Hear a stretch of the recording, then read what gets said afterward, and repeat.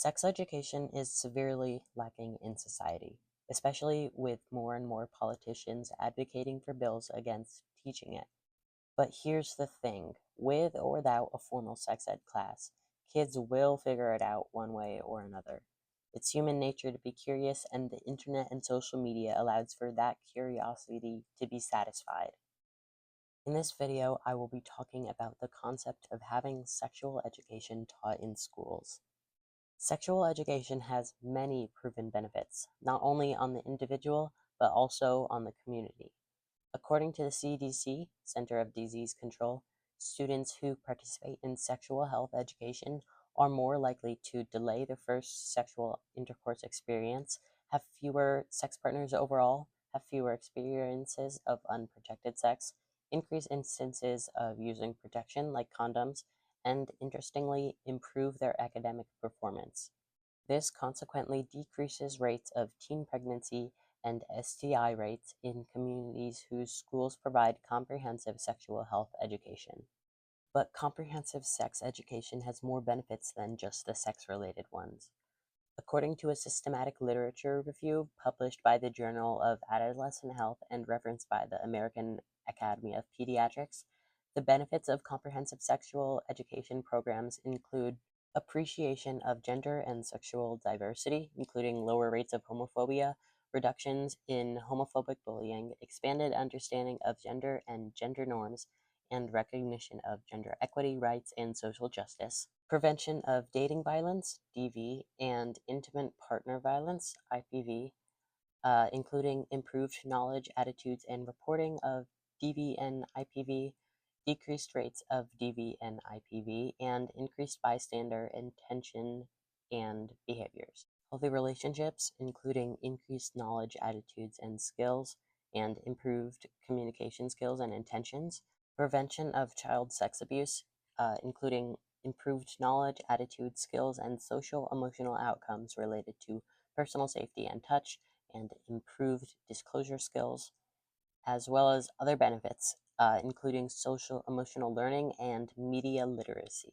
Aside from the first block on gender and sexual diversity, which many conservatives are against, comprehensive sexual education ought to be a bipartisan win-win situation, right?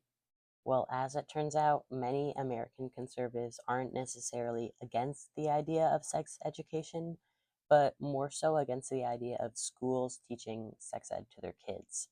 Many conservative parents believe that they themselves should be teaching their kids about sex topics, and they shouldn't be learning or even talking about it in schools. Now, there's nothing necessarily wrong with the idea of teaching your kid about sexual behavior, but here's the problem. A comprehensive sexuality education, CSE for short, ideally includes a curriculum that is scientifically accurate, tailored for different ages, and covering a wide range of topics, including sexuality, sexual health, families and relationships, respect, consent and bodily autonomy, anatomy, puberty and menstruation, contraception and pregnancy, and sexually transmitted infections, things that a parent likely wouldn't be qualified or willing to teach. You see, the thing about school is you send your kid there to be taught by people who are well versed in their field of study. That way, as they get older, they become well equipped to be a contributing member of society. Comprehensive sexual health education ought not to be an exception to this, as sex is a ubiquitous part of human life. If schools do choose to teach sexual education, currently the majority of them opt to go with an abstinence only until marriage, AOUM for short, program. The goal of an AOUM program is to delay initiation of sexual intercourse until marriage. It presents abstinence as the only 100% effective way to prevent pregnancy and STI contraction, and is usually mostly focused on puberty education. While it's true that you won't get pregnant or get an STI if you don't have sex, you can't just count on young people to not have sex. It will happen. It's just the way humans are. Therefore, if they're going to have sex anyways, they might as well be well equipped and knowledgeable on safe practices. In countries where there is access to contraceptive education and counseling and medical care for adolescents, teen pregnancy rates are found to be much lower than in the United States.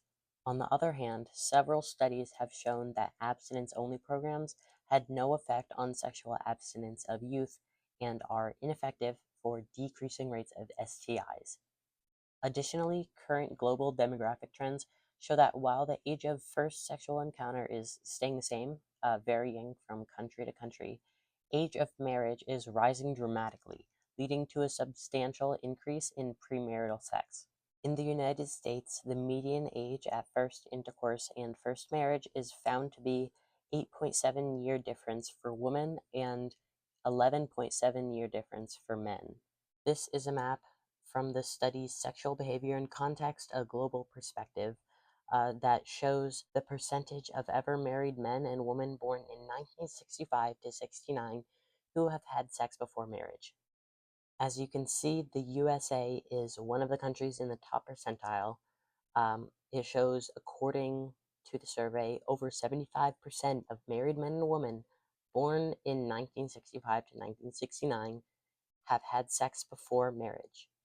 Now, a lot of parents are concerned about the appropriateness of what their kids are being taught based on their age. They'll say, oh, I don't want my 8-year-old learning about sex, which is not happening and not what comprehensive sexual education aims to happen. Basically, CSE puts an emphasis on age-appropriate education. This means certain topics are talked about at certain ages whose maturity matches what should be understood. For instance, an elementary schooler may learn about safe touch, stranger danger, and keeping your private parts private. They're not being taught about consent in a way that someone would consent to sex, but more so consenting to an adult hugging you and saying no to people who want to touch you where you don't feel comfortable.